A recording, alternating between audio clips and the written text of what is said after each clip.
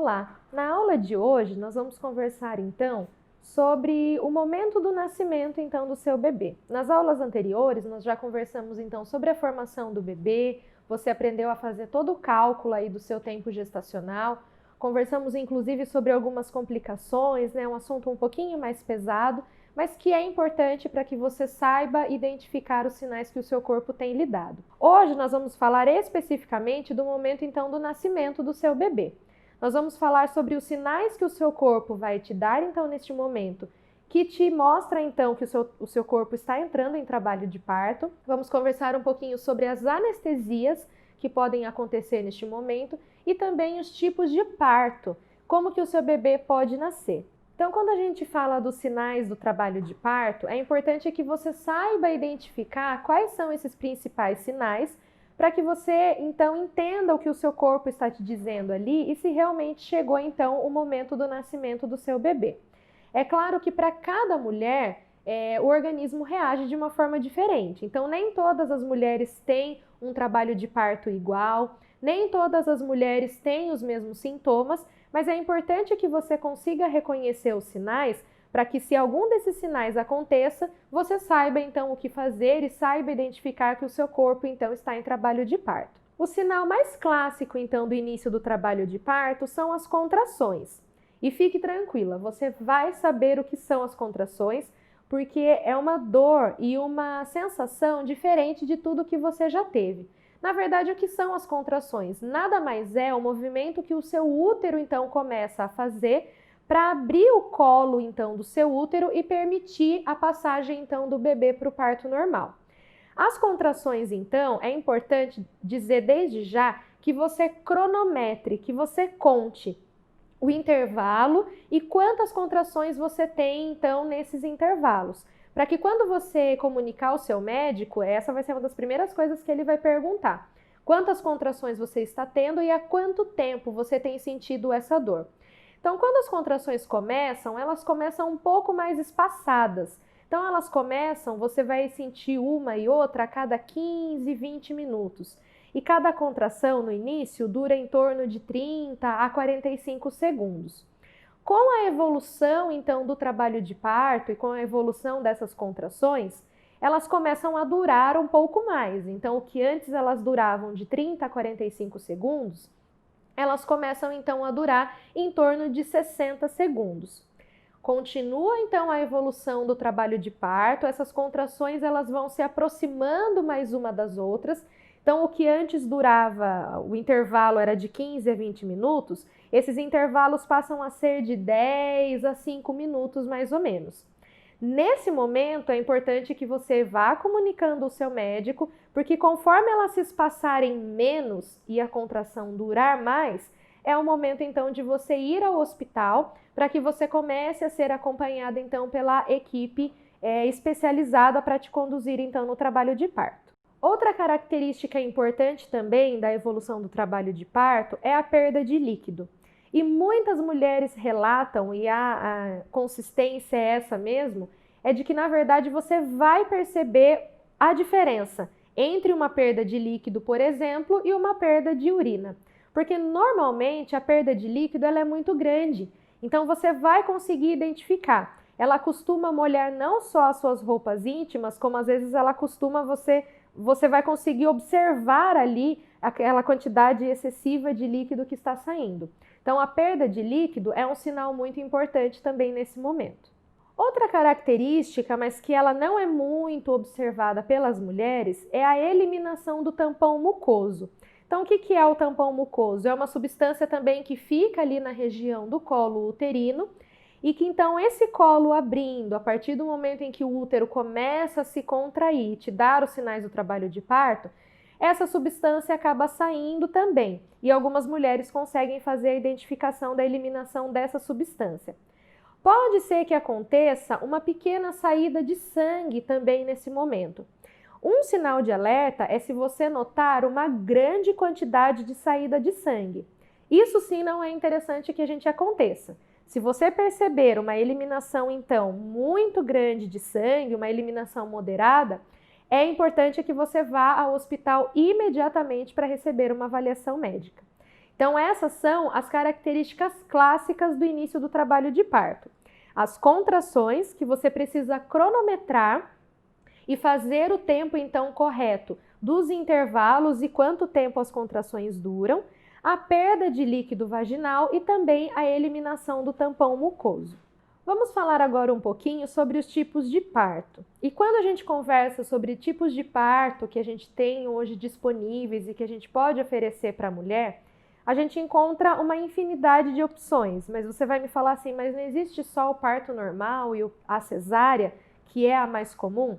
Na verdade, em alguns centros especializados, em alguns locais especializados, você pode também ter a opção do parto natural, que é aquele parto considerado parto humanizado. Algumas mulheres optam por fazer o parto domiciliar, se bem acompanhadas, com uma estrutura bem acompanhada. Mas aqui nós vamos focar e falar especificamente do parto normal, que é o parto vaginal, e o parto cesárea, que é aquele que obrigatoriamente acontece em ambiente hospitalar. O parto normal, ele pode acontecer em duas situações. O parto totalmente natural, que é aquele onde acontece a saída do bebê sem nenhuma intervenção. Então, o médico ele apenas vai acompanhando ali a mulher e não precisa fazer a chamada episiotomia. O parto vaginal considerado cirúrgico é aquele que, de repente, o médico precisa fazer alguma intervenção. Tanto da episiotomia, que é esse corte, como você está vendo aí na imagem, quando o médico precisa fazer, então, esse procedimento para que o bebê consiga passar com um pouco mais de facilidade aí pelo canal vaginal. Em algumas situações, podem acontecer também de a mulher precisar, nesse momento, de alguma intervenção medicamentosa. Então, o anestesista pode auxiliar também com a chamada anestesia peridural, que a gente vai falar um pouquinho daqui a pouco, a diferença entre as anestesias, para aliviar também a dor e aliviar a mulher para que ela consiga, então, concluir o trabalho de parto. Outra intervenção também que pode ser necessária é a anestesia local, que é a anestesia que o seu obstetra vai fazer ali na região onde ele vai fazer a episiotomia, para que você não sinta tanta dor, para que você não sinta tanto desconforto e você consiga concluir de uma forma um pouco mais tranquila, então, o seu trabalho de parto. Quando nós falamos da cesárea, nós estamos falando aí sim de um procedimento cirúrgico. Hoje a cesárea ela é considerada um procedimento de rotina nos hospitais e um procedimento totalmente seguro. Então, durante a sua gestação, você já pode conversar com o seu médico, porque algumas mulheres optam diretamente pela realização da cesárea. Algumas mulheres não gostam, da ideia, não querem fazer o parto natural. Então, já optam pela cesárea. Em alguns momentos, em algumas situações, a cesárea ela vai ser completamente indicada. Lembra quando nós falamos das complicações na outra aula, das intercorrências que podem acontecer durante a gestação? Se a mulher ela apresentar, por exemplo, a doença hipertensiva da gestação, ou se ela estiver ali numa situação de eclâmpsia, o único parto indicado nessa situação é a cesárea. Então fique tranquila, porque o seu médico, a equipe que vai estar te acompanhando, eles vão indicar o melhor parto para você e para o seu bebê.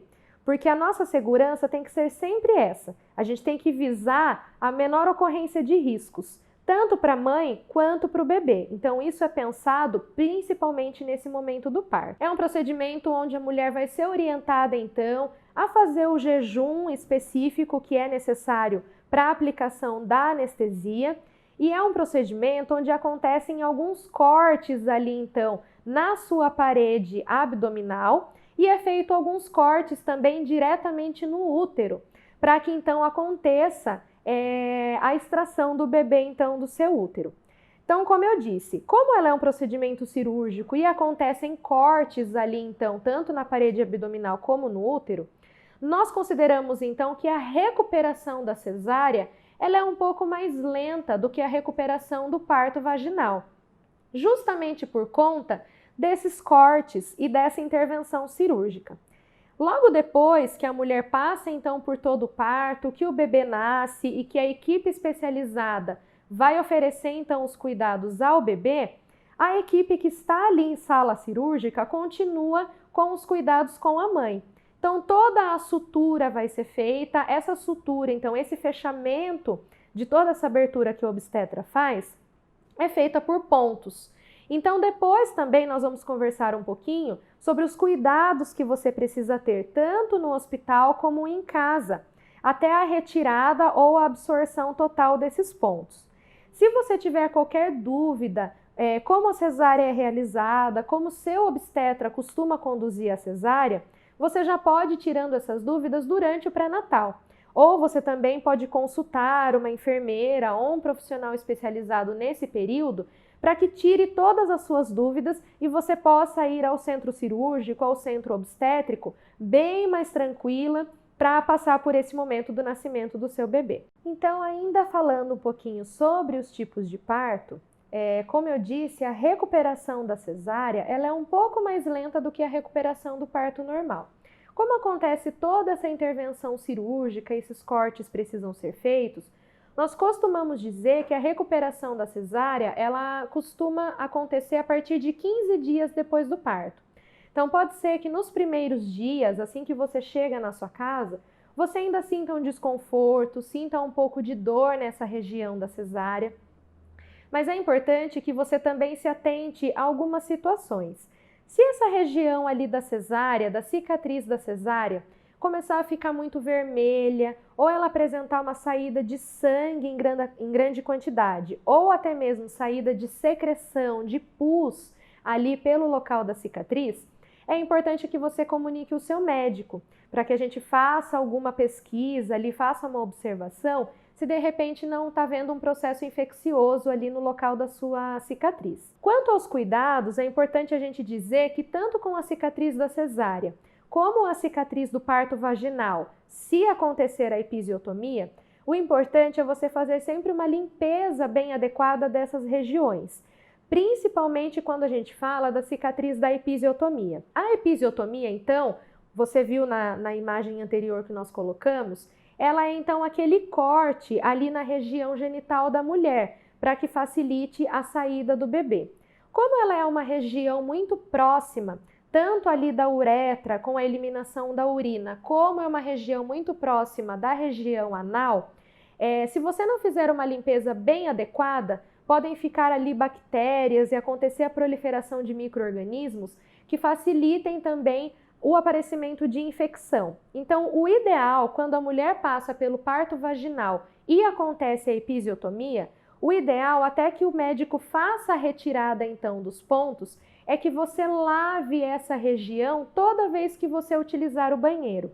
E não apenas limpe com papel higiênico, porque quando você limpa com o papel, algum resquício ali de fezes ou até mesmo de urina podem ficar ali nos pontos. Então, o ideal é que você lave com água e sabão neutro todas as vezes que você utilizar então o banheiro. Quanto à cicatriz da cesárea, é importante que você também faça essa limpeza e essa observação. Se ela fica avermelhada, se ela fica com uma saída de sangue ou com saída de secreção também, para que você comunique o seu médico.